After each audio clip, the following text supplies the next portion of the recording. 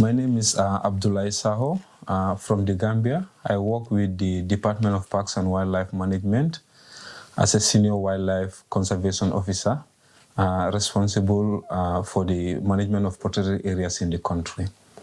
So actually our country is a small country, like about 11,000 square kilometers, 20% of which is a wetland ecosystem. But also we have other forest areas where we, manage the biodiversity within the country.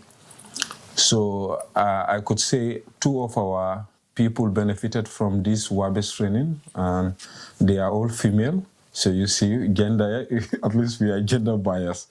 So they are actually, the other one, Mariama is from the university, fresh from the university, and she was fortunate to take part in the training, capacity building of this WABES program, and now she's working with our department, that is the Department of Parks and Wildlife.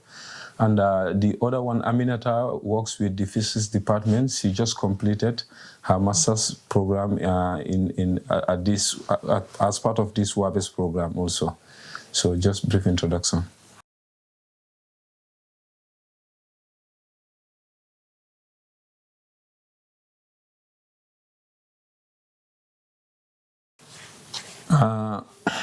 What we benefited most was the assessment aspect, because our capacities were built in relation to undertaking assessments, science-based assessments. And as a result, we could also say our university was also very much involved in this EPES program, because before they don't understand exactly, or we are not deeply involved in this EPES program at all. But because of our relationship now with the university, trying to involve some of the students in this program, the university is well aware with what EPES is doing, and also as a department and other institutions also, they benefited in terms of, contributing to national blueprints in the country.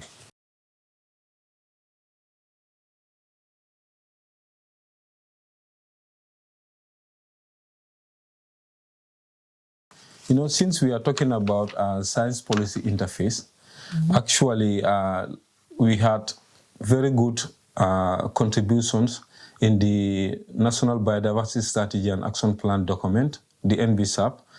Okay, and we are coming to review it again.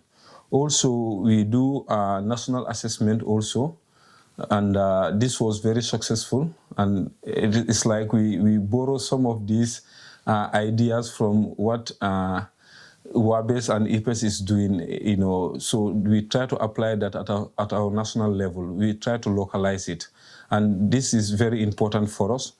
Also, we had some review of, our biodiversity policy document of recent, and we will soon validate it. We will just have to do the validation workshop, and it becomes effective.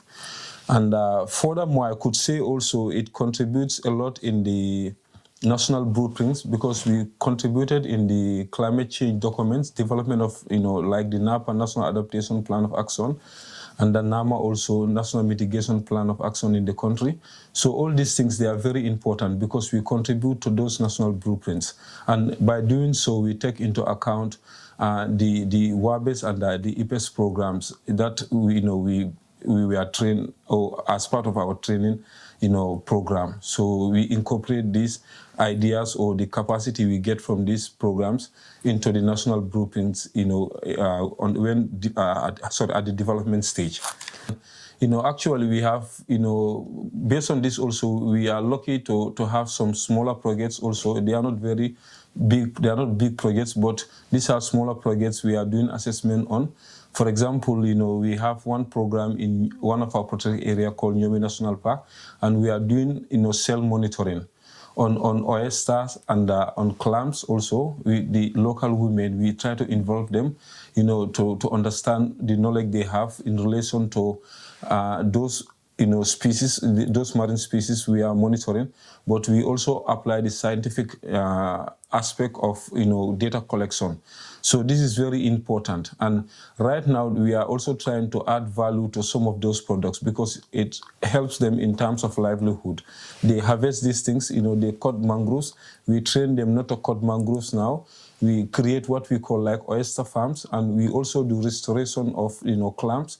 So women are trained to use these resources sustainably, and also they learn from, they learn a lot from the species that they are using in terms of how do they manage it, how do they preserve it, how do they add value to it, and how do, in a nutshell, it's like how best can they sustainably utilize these resources. And we think this is very important, and we want to replicate it in other communities as well. So it's really making an impact, actually.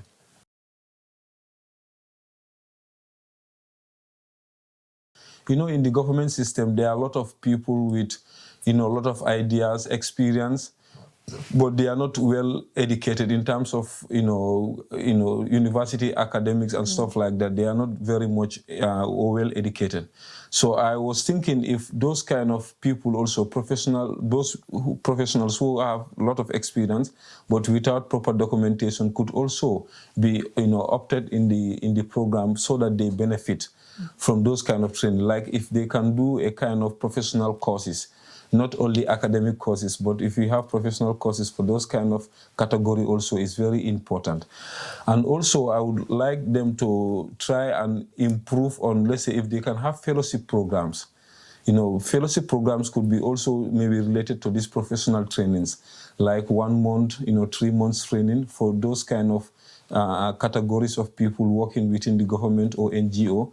I think that is it is going to play it's going to be a very important program for those sectors that are within the government or NGO system, actually. So I think that is very important.